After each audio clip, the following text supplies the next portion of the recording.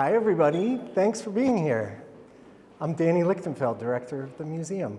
Can you hear me okay in the back? Okay, great. Great. So delighted to see you all this evening. I thought we would start just chat a little bit here, some general things to share with you about Keith and about this exhibit, and then if you have questions and things, we can do that kind of stuff, and then we'll go back there and we can walk around the exhibit, and I have some things that I can point out about some of the specific works in the exhibit, and we can talk a little more back there and questions, and we'll just make it as informal as possible, and so feel free to interrupt me or move me along as you see fit. Anybody have any questions or anything you need before we get started? Great. So I won't make assumptions about what you know or don't know about Keith Haring and the subway drawings and where they fit into his career. So I'll give you kind of an overview, and then really just put your hand up and ask questions if you want more information or less. So Keith, was from Kutztown, Pennsylvania, and like art was his thing as a kid. And his father was an engineer, but his father was also an amateur cartoonist. And so he and Keith would do like cartooning exercises together, and that was really an influential part of his childhood. He had friends who were artists. He was just like the quintessential artist.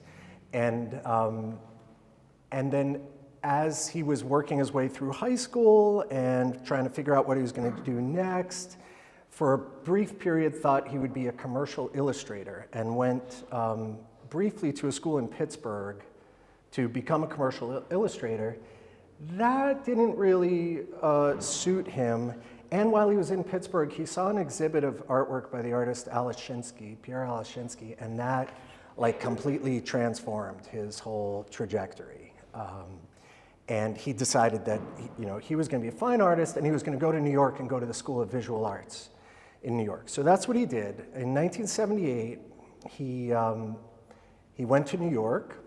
He was a student at the School of Visual Arts, and totally loving New York street art, graffiti culture, the beginnings of the hip hop scene at that time, really immersed himself in that and made lots of really powerful connections with other artists.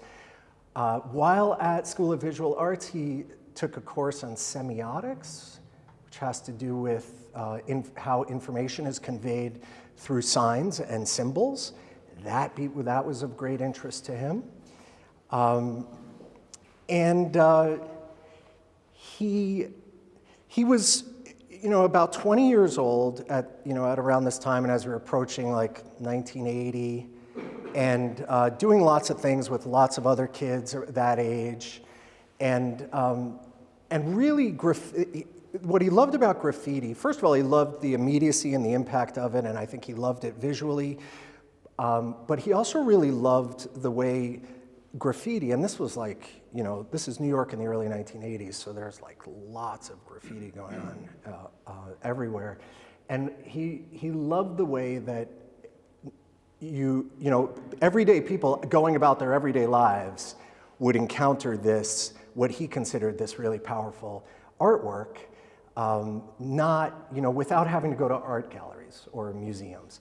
And he was sort of like searching around for what's his version of that he could do that feels authentic to him. He's obviously not going to, become a graffiti artist. But so what's his version of that? And he used to sit in the subway stations just to watch the subway cars come by to see the graffiti on the cars, and he got to know the different artists and recognize their work. And one time he's down in the subway, and as you may know, so in the New York City subway stations at around this time, so we're talking like 1980, there are ads on the walls, like posters for movies and whatever else. But when an ad expired, the MTA, the Metropolitan Transit Authority, would cover up the ad with a piece of heavy black paper until the next ad came in. And one day he just had a brainstorm. He's down there in the subway station and there's like this black rectangle, and he went up above ground and bought chalk and came down and did his first subway drawing. And so that's 1980, and that was the beginning of a 5-year period where he would go down in the subway stations, look for the unmarked black paper, carry chalk with him all the time, and quickly do a drawing. And he would have to do it quickly because it was considered graffiti. And so, he would get ticketed. Sometimes he would get arrested and brought into the police station. So over this period of 5 years, beginning in 1980 until he stopped doing subway drawings, he estimates that he did like 5,000 of them. Some days he did 30 or 40 of them, and some of them took him like 2 or 3 minutes. He got the constraints around this, like the illegality and not wanting to get arrested, working quick, the simplicity of working with chalk on black paper, all of these things contribute, like the 5-year period of doing these 5,000 drawings, that ended up being like a laboratory for him, refining his style and his approach, and ultimately like his signature vocabulary that of, dancing figures and the crawling baby and barking dog. These are all influenced really directly by the context and the constraints that he had to work in. Now, he wasn't always trying to avoid getting arrested. And I have a video, the reason we're here and the reason I have this out is I have a video clip I'm going to show you. It's like 3 minutes long. And maybe I'll show it after I'm done just, making a few other comments. But sometimes he would purposefully parade in front of the subway police and very, in a very showy way, begin doing this because it was all and have a friend with him videoing or taking pictures because, the consequences were never really that dire. And it was actually great publicity for him. And in fact, the subway drawings as a whole body of work ended up being incredible publicity for him. Even though not everyone who saw the subway drawings knew his name, or knew specifically who he was the guy who does the subway drawings. And there was so much talk about that. And it would be the kind of thing did you see the one that just appeared there at Bleecker Street? When I took the subway into work this morning, it wasn't there, but now it was there when I left. And so there was this whole notoriety developing around him, and he wasn't hiding his name. He didn't sign the subway drawings, but he wasn't hiding his name. And as you'll see, in 1983, there's a clip with a lot, about him and that he's the guy who does the subway drawings. And so it was this kind of it was almost like he was using these spaces that were intended for this other form of advertising, for free advertising for himself and his career. And in doing this, he found his version of getting his artwork out there in front of people who are just going about their daily lives in New York City. And it was really important. Keith had some famous quote that's art is for everybody. I'm not even sure if I'm paraphrasing it like that. That might be the full quote. But in any case, that was a really powerful intention on his part. He really felt strongly that he wanted to do, that art shouldn't just be for people who go to art galleries and go to art museums. He wanted to do art in a way that reached, as broad a population as possible. And the subway drawings really did that. And the daily exercise of doing these drawings under these conditions really, he really honed his style. He did not sketch beforehand. These compositions come out so well suited for the space, but that's just because he's done thousands of them and he's gotten so used to drawing these figures. Some of them he would do in relation to an ad that was still up on the wall next to it. Some of them are just completely have nothing to do with that. And there were a lot of, he he used the subway drawings as a way of, touching on issues, social and political issues that were of real importance to him, that included questioning authority and nuclear disarmament and technology ruining our lives and hip-hop culture. Like, these were the kinds of things that he had something to say. The AIDS crisis, absolutely huge one. These were the things that he was trying to get at, and get at in as concise a way as a single panel comic strip, because he knew that the people who were going to be looking at these images, it's not like museum goers who are going to stand in front of the image and like contemplate for a while and think deeply about it and bring some art historical knowledge to bear on what they're looking at. It was people who were going to be blasting by and who did not necessarily have any art or specialized art or art historical knowledge, and that's who he wanted his language to speak to in a meaningful way. So let me just show you this brief video clip. It'll kind of set the stage a little more, and then I have just a few more things to say, and then we'll see if you have questions at this point, and then we'll walk in there and actually look at the works.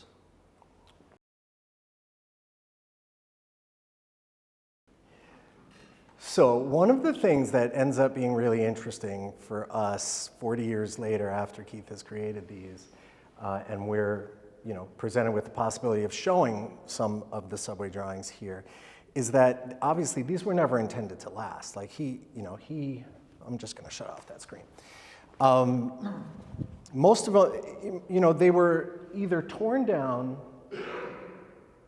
or covered up, again, by another piece of paper or an ad, anywhere from like within a couple days to a couple weeks. And he knew that. That was like, that didn't matter. That was just part of the whole thing.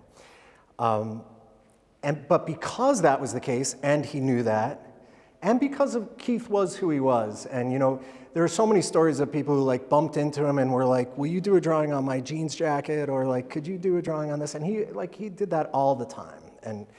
And because of that, there's like zero definitive cataloging of these subway drawings, which is not a problem at all in their lifetime and for the project that he was undertaking, but comes to present a challenge 40 years later when we're presented with the opportunity to show some of them, which I'll say a little bit more about in a little bit. From the very beginning, there were people who, when they could, saw an opportunity to do so, would cut them down and keep them for themselves. And I don't think Keith cared too much about that. They were going to get covered up or cut down anyway. In 1980, when he started doing this and people first started seeing the drawings, he was an unknown artist. That show, that first big show that he had, which then kind of skyrocketed his career and his artwork is now very valuable, was in late 1982. And then he continued doing subway drawings until 1985. So there was definitely a period of time toward the end of this 5-year period where, while maybe initially some people were cutting these down just because they loved them and why not take it and have it at home or rescue it because it's just going to get torn down and ruined anyway, I think the calculus shifted there over the 5 years to people really doing treasure hunting. Like, that's a Keith Haring and I'm going to cut that down for that reason. In any case, it's only thanks to the people who cut them down, for whatever reason they chose to do so, that any of them survive today. Of the 5,000 that he did, it's estimated that like between 250 and 500 of them maybe still survive. And so they're in some museum collections, they're in some private collections, occasionally they come up for sale. And there are 18 of them on view here right now. And so I'll just tell you how these 18 come to be here in Brattleboro. As I understand it,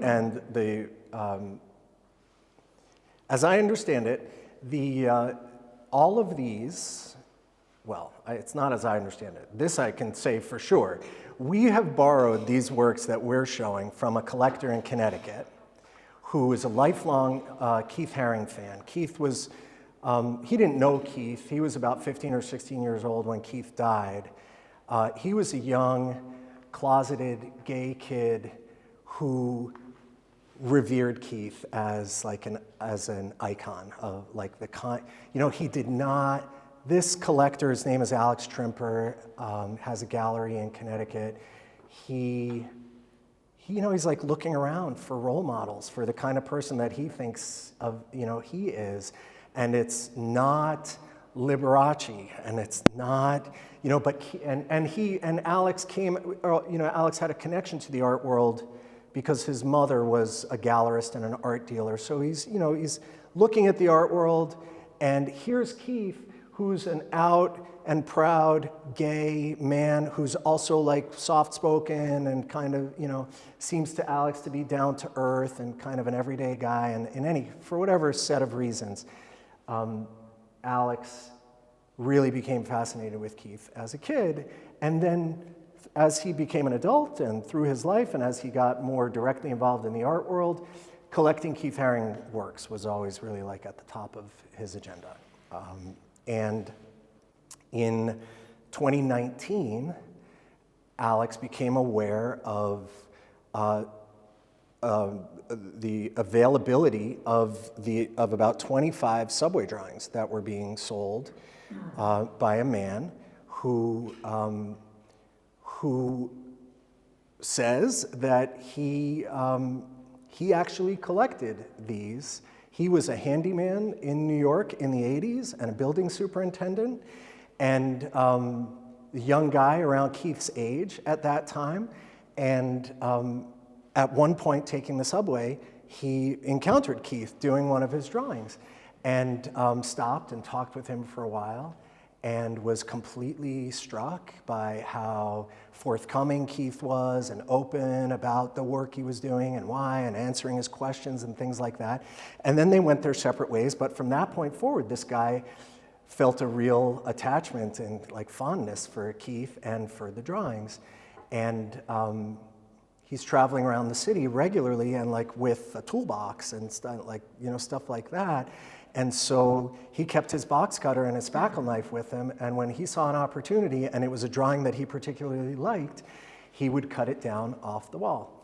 And supposedly he was not a treasure seeker. This was not his agenda at the outset. He just loved these and didn't, figured, well, if they're just gonna get torn down or covered up, I'll take them and have them in my apartment. And he literally kept them rolled up, like with rubber bands in his apartment, and then once a year or maybe would take them out and look at them. And supposedly never intended to part with them, but then had a change of heart, and in 2019 put them up for sale, and this collector, Alex, became aware that they were available for sale. And Alex did as much research as he felt he could do and needed to do to have confidence that they were authentic. He acquired 2 of them initially, and then when the opportunity presented itself for him to acquire the rest of them, he felt like he really wanted some more assurance than just his own, his own investigations and his own judgment. And so he got some Keith Haring authentication experts involved looking at them and got the green lights to his satisfaction and acquired the rest of them. So he acquired about 20 to 25 of these subway drawings, and you're going to see 18 of them back here in just a minute. And then after doing that, he contacted the MoCo Museum. So this is a museum with a branch in Amsterdam and a branch in Barcelona that specializes in pop art, to see if they would be interested in exhibiting these and some of his other Keith Haring works. And they said, well, we understand that there's always going to fundamentally be some uncertainty about the provenance and the authenticity of subway drawings, because there's not a catalog raisonné, there's not a definitive index. of all the drawings. And unless you can find like a contemporaneous photograph or video with Keith with the chalk in his hand, and you can ascertain that that picture in that photograph is this one that I'm now looking at in front of me, there's always going to be some measure of uncertainty. But the MoCo Museum, the way they choose to address that is they have a particular expert authenticator who they rely on, and if that person says he believes that they're authentic, then that's good enough for them. And so Alex contacted that guy who said, yes, I'll give you certificates of authenticity for these. I believe that these are authentic. And so the MoCo Museum began to make arrangements to show them for a year-long exhibit. And it was going to be in Amsterdam, and it was going to open in May. Somewhere not all that long ago, like less than a year ago, a mutual friend introduced me to Alex, and you know, we're normally planning our exhibits out like about 2 years in advance, so we've kind of gotten things all scheduled. But less than a year ago, I was introduced to Alex, learned that he had these subway drawings, and asked him if he would be willing to loan them to us, and he said, well, yes, he would, but they're scheduled to go to Amsterdam for this year-long exhibit starting in May of 2023, and some of them are already sold, and he's hoping to sell some of the others, and so he's not sure what he's going to have to loan to us at that time. And we just thought, like, we were so excited about the possibility of showing these that we didn't really want to wait till the, spring of 2024 anyway. So we went ahead and scrambled and like rejiggered our schedules so that we could get them in here this past February and show them for a little bit shorter period of time than we normally, our exhibits are normally up 3 or 4 months. But so, the best we could do was keep them up till mid-April. And so have them up for 2 months. Alex was willing to do that. It meant that we were the first place that was ever showing these particular subway drawings in public, and arrangements were being made for them to be shipped. They were going to be picked up here in mid-April by a shipper, and then they're going to go to Amsterdam to go to the MoCo Museum. And then the MoCo Museum decided rather than show them in Amsterdam, they're going to show them in Barcelona. And the schedule changed so that the Barcelona show, which is happening, is going to open in the fall of this year. And so we were able to extend the exhibit to June 11th. So we're like in our spring exhibit cycle right now. All the exhibits you see up right here are going until June 11th. Until a few weeks ago, we were going to be taking down the Keith Harings early. But now they'll stay up till June 11th. The last thing I just want to mention for now, and then really eager to hear your thoughts and questions, and of course we'll go walk back there. This has been quite a different kind of adventure for us here at this museum. I don't know if you all are aware, but we're a non-collecting contemporary art museum. We almost, like 99.9% of the time, we're showing work by living artists. We never get in. We're showing work by living artists, and we're rarely showing work that's as valuable as this or by an artist who's as famous as this. And because we're showing work by living artists, we almost never even have to utter the word provenance or authenticity and worry about that. It's like if the artist is here hanging the artwork on the walls with us, it's like, that's good enough for us.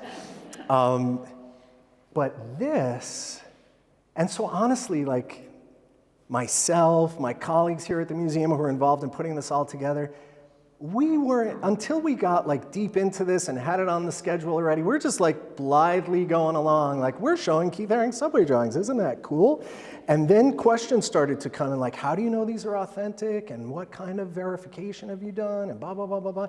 And so we subsequently went back and did some work to independently verify some of the facts that Alex had shared with us and that what he believes about the works. But boy, what a whole issue and set of concerns that we're pretty glad we don't deal with on a regular basis.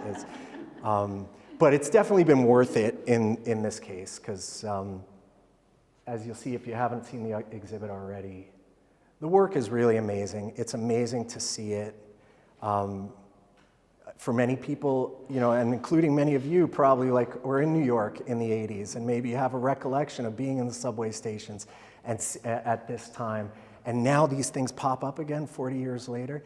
And we're in Brattleboro's old train station, too. And, you know, I would like to say that we, you know, completely intentionally decided we were going to put the work back there in that part of the museum. It was really just like we did our best to shuffle things around however we could to get them in here anywhere.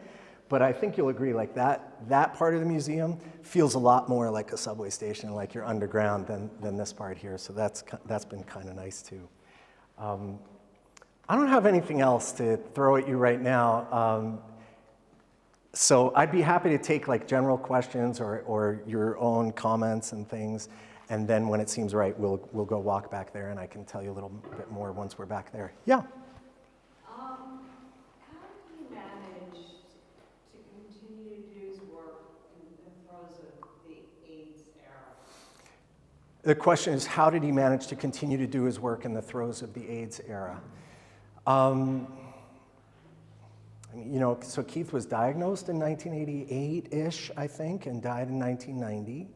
And you know, for the world that he was part of, this downtown art scene in New York, every day was the nightmare of finding out like which friend was diagnosed, which friend has just sort of like disappeared from the scene, which friend has died. I think it was profoundly traumatic, and I don't know. The more I read, and the more I watch and learn about Keith, he just seemed like a very rooted, grounded guy, and like, you know, he's going to do what he can do, and he's going to try to bring, you know, he's going to try to, what he has to offer the world, that's what he's going to be focused on for as long as he can do it. And he was extremely generous about supporting AIDS awareness campaigns. In fact, when the word began to get out that we were going to have this exhibit, a woman who maybe some of you know, who lives here in Guilford, Vermont, Karen Haring, who was a doctor who authored a book in the 80s, like separating fact from fiction about AIDS. And you know, she, like so many others, reached out to Keith at the time and said, would you do the artwork like for the cover of our book? And he like never said no.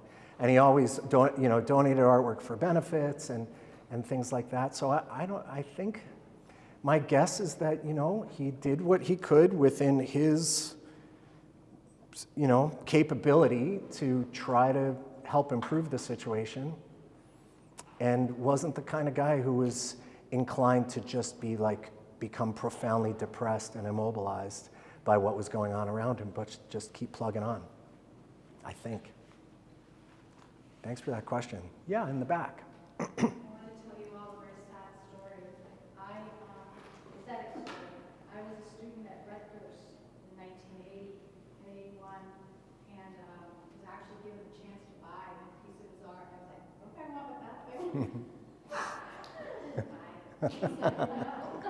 So the moral of the story is, if a young artist approaches your work, by all means, buy the art. Buy the art. I think that's a good, err on the side of supporting young artists. Support young artists, even if they're not going to become Keith Harings. You'll have done a good deed. Some of the other examples of ones that have survived, there was a question like, how did he even get them off the walls? Plenty of the examples that survive have much more ragged edges, or like there's a big, you know, because the glue was just too much behind it in this section, and so it's completely torn or something like that. The ones that Alex chose to acquire are in pretty good shape. I mean, there are some that were somehow extracted from the walls even more delicately, and like that have clean edges and so on. It kind of makes you wonder how somebody achieved that. So I just want to reiterate that I won't take any offense if you want to wander around, look at the exhibit on your own. Please feel free to do that. And meantime, I'll just point out a few things about certain of the pieces. So this one over here next to the title, and the curator essay. We put that one there because that figure at the top is really like the most iconic Keith Haring figure. It's, it's commonly referred to as crawling baby. So Keith started creating that image and putting that places. It was like his tag as a street artist. And even before he was doing subway drawings, but he was one of many street artists in downtown New York who were just putting their tags wherever. And that one was like his tag. He was known to be that guy. And so, and that character evolved over time. And he has said that he had that character, and then he had the one that's called Barking Dog. And we have a couple examples of Barking Dog that you'll see back over there in the corner. But he didn't think of them initially as Crawling Baby and Barking Dog. It was human and animal. And so for him, these were like more generalized symbols that he could use to then create scenes that had to do with interactions between the human world and animal world and how they treat each other and relate to one another. But, once you put your art out there, people make of it whatever they're going to make of it, and it became Crawling Baby as far as people were concerned. And so he eventually got more into the practice of making, he kind of shifted the proportions a little bit so that it looked more like a baby, and he really just leaned into that it was Crawling Baby. But he has also said that sometimes the way he used that symbol was almost like inserting himself into the imagery, or that was his signature. And so I like to think about that one as all these people, he's being propped up by all these people. And in any case, because it's the one piece in the show that has the Crawling Baby, we chose to put that one right there by the title. This one next to it is kind of a cool example because there's enough of the advertising poster peeking through underneath that somebody was able to figure out what that poster is. And it's a movie poster for a movie that came out in 1981 called The Sea Wolves, starring Gregory Peck and David Niven and Roger Moore. And if you scan the QR code that's on the wall there, you can see what the actual poster looks like. So just moving around a little bit here. This is one of, and here too, there are a number of examples in the exhibit where there's some other kind of marks on here that you'll notice. This is the star that says Joe Joe. Because, he put these up, he did his chalk drawing, and then other people came along and did their tags on top of that. So you see that in various places, this little face here. We've had school groups in looking at the artwork who can't believe that, in ancient historical times, anybody could have been concerned about technology taking over our lives, but that was a big thing for Keith. And this one's interesting because it's actually a computer, and that's I had that computer, a TRS-80, but more commonly in Keith's images, it was TV, and it wasn't about technology so much, but about TV, as you can see in that one. So many of the images have this, drawn out frame and then this ground, this stylized ground, which I think, comes out of Keith's, background in comic art and thinking about what's a message that I can convey in this single panel? Somebody's gonna possibly pause and take 10 seconds to look at it before they continue on to work or wherever they're going. And I think that, because you didn't have to put a frame up, it was a black piece of paper in a rectangular space to begin with, but he almost always went and put that frame up, which is kind of funny. Do you think, quick question, do you think that the technology or the TV question was more about media in general? Or I do. News or? I think it was, yes, more about for those of us of a certain age, our parents telling us you have to turn off the TV and like your brain's going to turn to mush. It wasn't about the technology. It was about like being a zombie in front of the, like passively in front of this, all this advertising and everything else. I think that's what it was for him. Their phones now. Yeah, exactly, And exactly. he used it. That's why he likes to get arrested on television. Yeah, I know. Well, it gets, you know, there are like Andy Warhol vibes there about relationship to media and for sure. But yeah, It's interesting, because the only other dead artist, Andy Warhol, Yeah. Pennsylvania, yeah, I know. gay. I know. Jeff Koons too Oh, was, okay, yeah, you're right. I mean, not dead artist, but also, Yeah. you know, came from Pennsylvania and became this hugely successful pop artist. These two are kind of interesting because it's all the other ones in the show that were rolled up in the apartment. But these two, the man who collected them, took it upon himself with these to try to spray mount them on cardboard and then also apply a fixative because, you know, it's just chalk on paper and so it smears and stuff. And so he did that, but with this one then was stored close to a space heater. And so this one you can see is all like cloudy and bubbly and stuff. That's the fixative being too close to the heater. This one, are anybody familiar with this pretty iconic Keith Haring image that's a three-eyed smiley face? If you're not, it's the cover of that pink book back there, and you can look at it when you get a chance, or maybe somebody could just hold it up real quick. Very Zap comic or art comic. Yeah, yeah. So that he did that image a lot, and the eyes in that are just like the eyes in this. Does anyone recognize these eyes? Mickey Mouse. Yeah, exactly. Those are Mickey Mouse eyes.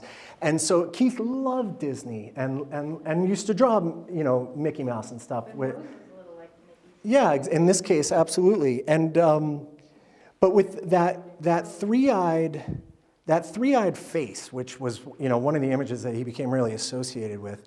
He tells a story. That's a fantastic book, by the way, and it's in that book that I learned this. He was invited to do a large piece on a wall in a gallery, kind of for a pop-up show, I think, on kind of short notice. He was never inclined to like sketch out beforehand or anything. So he's up on a ladder, and he's going to do a smiling face with the Mickey Mouse eyes.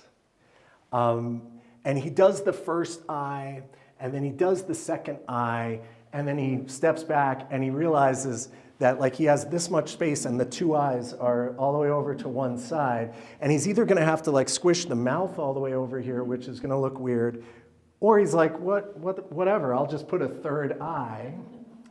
Immediately, people are like, oh, the third eye, and like the wisdom, and but according to Keith, that really was not what he was thinking. These are the barking dogs that are pretty iconic here. You can see examples of those here, and kind of this one's a little different. Like before he really settled into or he chose to do it a little differently. Last thing I want to mention that I'm happy to stick around and answer questions and hear your further comments and invite you to, you know, wander around on your own. So we start with subway drawings, and then and we have a couple more subway drawings back here that you'll see.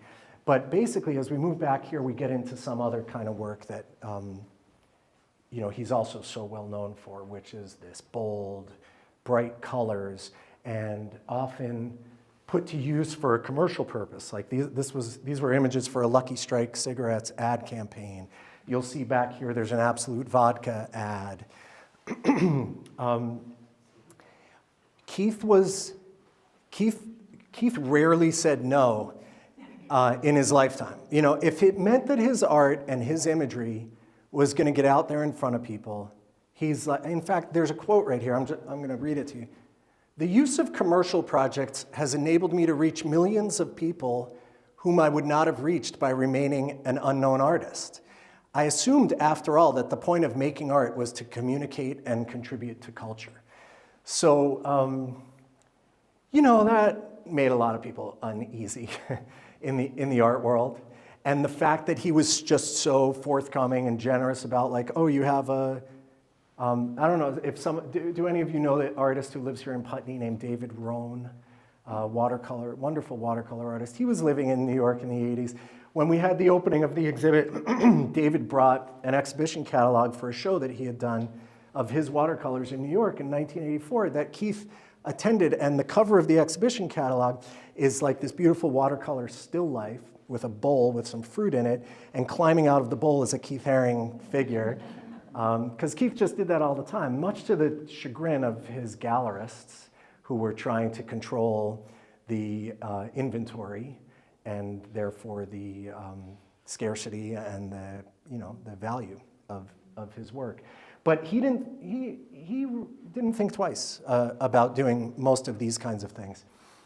But what he was mindful of with the subway drawings was that kids were going to see the work, and he had a particular sensibility about what was appropriate and not appropriate for kids to see. Like there's tons of incredibly erotic and violent imagery that Keith created in other, for other purposes and in other contexts, but not in subway drawings and not when he was doing mural projects and things that were going to be seen by kids and people who didn't necessarily ask to see those, that kind of imagery.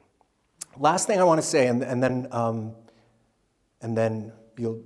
I encourage you to look back here as well. Around the corner right here, we have a little showcase. All of this work we also borrowed from Alex. These were things that he had, been collecting over time, including a collection of little buttons and pins and stickers and things. Because that was just one more way that Keith got his name out there and his imagery out there. Very early in his career, he had the idea to I'm just going to make 1,000 buttons for like 2 cents each. And in fact, he talks about how I'm going to pay an extra ½ cent for each one to have the slightly higher quality version. And he made little buttons that have the crawling baby or the barking dog or some of the other images. And when he would meet people, he would just give those out. And it was almost like giving his business card or something. And then, and then they're on people's backpacks and jackets and stuff. And then in 1986, Keith opened something called the Pop Shop on Lafayette Street in Manhattan, which was a literal retail store for his, maybe that's where that came from. My mother. Your mother? Yeah. Cool. So he, designed T-shirts and buttons and tote bags and things like that, that, people who couldn't afford to collect the fine art could still own some Keith Haring stuff. The Pop Shop was open until 2005. It lasted long past his lifetime. It went through several iterations. I think it moved three or four times. But that was just another way that he was not, it demonstrated that he was just really not concerned with these traditional distinctions between commercial art, fine art, retail, this and that. So you'll see some examples of that back in there as well. Anybody have any questions or comments? I have lots of questions. Yeah. I'm just wondering about his experience at School of Visual Arts. What prompted him to leave the school finally and become the artist that he wanted to be? Yeah, that's a great question, and I randomly happen to kind of know the answer to that. He loved the School of Visual Arts. He met artists who he remained close with, for the rest of his life there. Kenny Scharf, principally among them, and it was at the School of Visual Arts that he met Basquiat. Although Basquiat wasn't a student at the School of Visual Arts, he was hanging around there. He loved it. He loved what he was learning. He loved the opportunities he was getting. But then, while he was still a student, he began to be pretty famous and well-known and was really hitting his stride. And when he met with an advisor to talk about what classes he should take the following year, his advisor was like, I'm not really sure it makes sense for you to keep being a student here. You're doing it. This is what we ultimately want our students to do, and you're doing it. Maybe you don't need to be a student here anymore, and you should just go do it. And that's what he did. He was asked to leave. Yeah, right. Yeah. You said it shows up until mid-April? It was originally going to close in mid-April, but now it's extended till June 11th. Great. Yeah, we're so happy about that. It's going to Barcelona next. And then it goes to Barcelona, exactly. And I don't know after that what happens. Yeah, I know. So far, it's been a like Channel 3 Burlington story. And like Vermont Public, but not a national news story yet.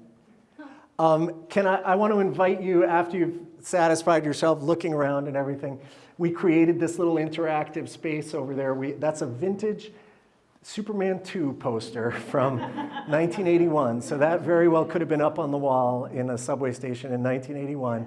And there's an inviting black rectangle and some chalk for you to do your own drawings there.